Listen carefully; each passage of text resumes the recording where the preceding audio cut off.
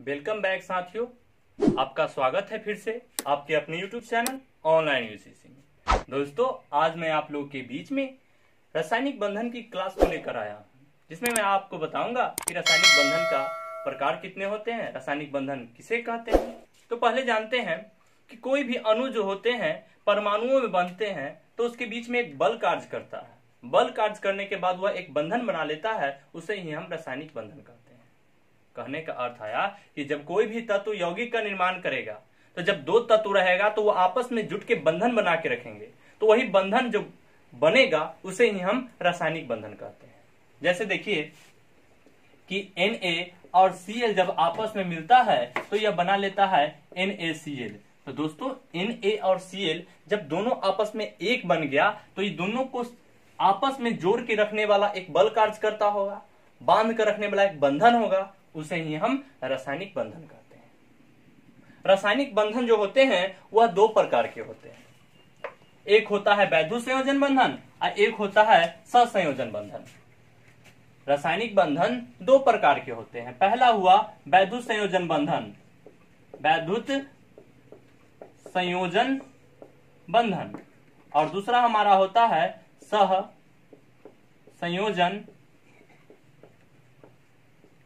बंधन।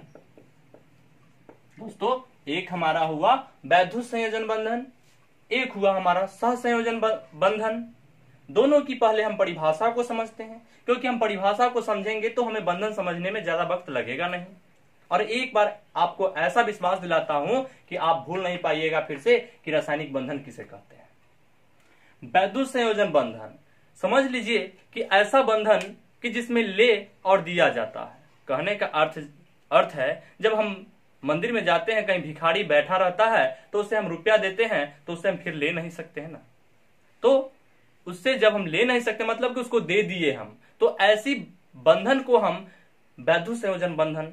तो यह बंधन एक ऋणायन और एक धनायन के बीच में होगा। एक ऋणायन और एक धनायन के बीच में होगा कि धनायन वाला दान कर देगा और ऋणायन वाला जो है क्या कर लेगा, वह ग्रहण कर लेगा।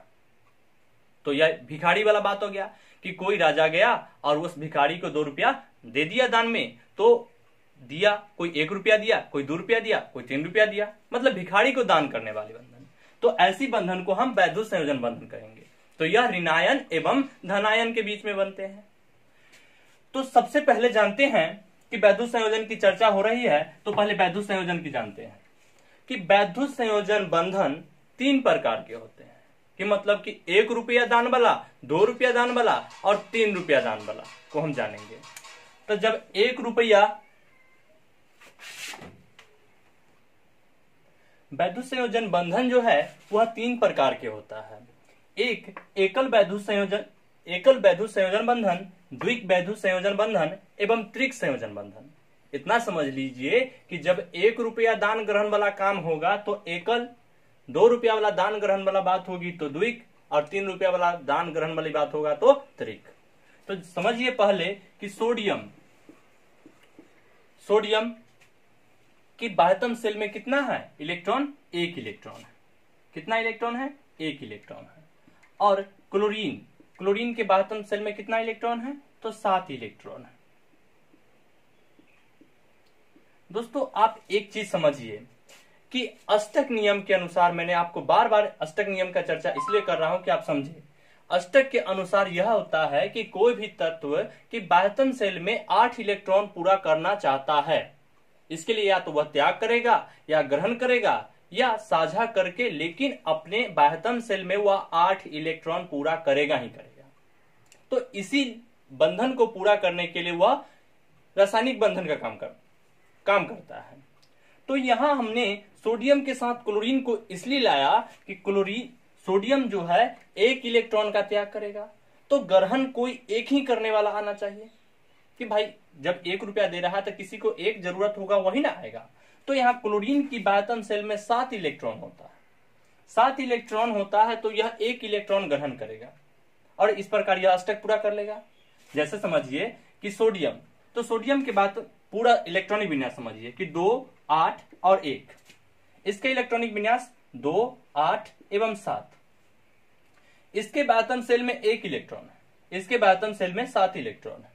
यह बेचारा कुछ करके भी 8 पूरा नहीं कर सकता क्योंकि इसके 7 इलेक्ट्रॉन की आवश्यकता होगी, लेकिन इसके पास 7 इलेक्ट्रॉन है। अगर इसे कोई 1 रुपया दे दे तो यह पूरा कर लेगा, मतलब 1 इलेक्ट्रॉन अगर दे दे कोई तो यह अष्टक का नियम पालन कर लेगा। और अगर ये जो है 1 इलेक्ट्रॉन अगर ये दे देता है तो ये भी क्या करेगा, तो अष्टक नियम का पालन कर लेगा। इसीलिए सोडियम और क्लोरीन कहने का अर्थ है कि 1 रुपया इसको दे देगा तो इसको देने के बाद यह स्वयं 2, 8 और 8 बन जाएगा, और ये भी बेचारा 2 और 8 बन जाएगा। इस प्रकार दोनों का पूरा हुआ। यहां पर 1 इलेक्ट्रॉन दे रहा है, दूसरा ग्रहण कर रहा है, तो इसे हम क्या कहेंगे, एकल वैद्युत संयोजन बंधन। यहां पर एक धनायन है, एक ऋणायन है।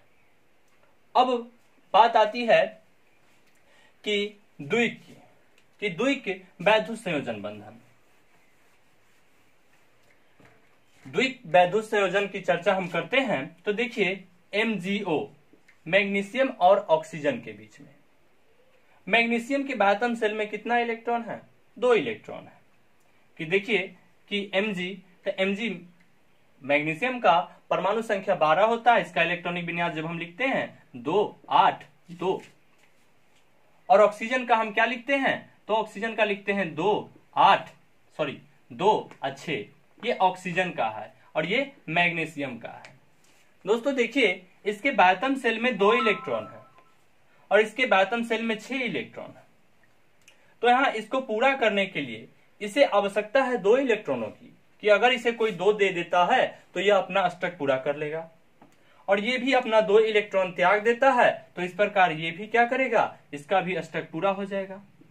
तो इसलिए यह 2 इलेक्ट्रॉन का त्याग कर रहा है और उस प्रकार ऑक्सीजन 2, 8 मतलब इसकी इलेक्ट्रॉनिक विन्यास 2, 8 अब बन जाती है। तो इसका भी अष्टक पूरा हो गया और इसका अष्टक भी पूरा हो गया। यहां पर यह 2 इलेक्ट्रॉन का त्याग किया है, इसीलिए हम कह सकते हैं कि द्विक वैद्युत संयोजन बंधन। ठीक है, अब देखते हैं तीसरा हमारा है कि त्रिक वैद्युत संयोजन बंधन। तो त्रिक,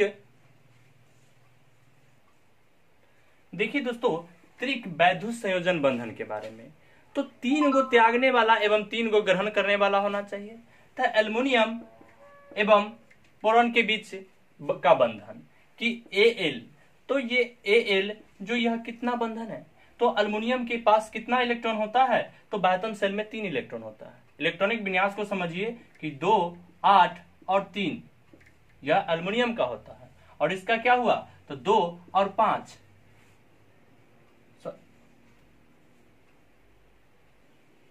दोस्तों एल्युमिनियम एवं बोरॉन दोनों जो है त्रिक बंधन बनाते हैं।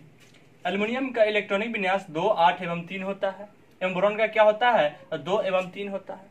तो बायतम सेल में इसके 3 इलेक्ट्रॉन है, तो हमेशा यह कौन सा बंधन बनाएंगे, तो त्रिक वैद्युत संयोजन बंधन का निर्माण करेंगे। उदाहरण के द्वारा देखिए और कि AlCl3 एल्युमिनियम क्लोराइड, तो AlCl3,